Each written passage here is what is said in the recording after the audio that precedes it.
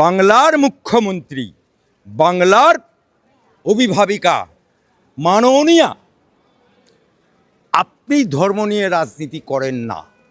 তাহলে রেড রোডের নামাজ, যেখানে মুসলমানদের খুশির ঈদ, মুসলমানদের খুশির নামাজ, যে নামাজে মুসলমান ছাড়া নারীদের কোনো মুসলমান নারীকেও কেউ দেখতে পাবে না, সেই মুসলমানের রেড রোডের নামাজে আপনি এরকম উন্নাটা চালিয়ে আল্লাহু আমিন আল্লাহু আকবার কে বলতে বলেছিল?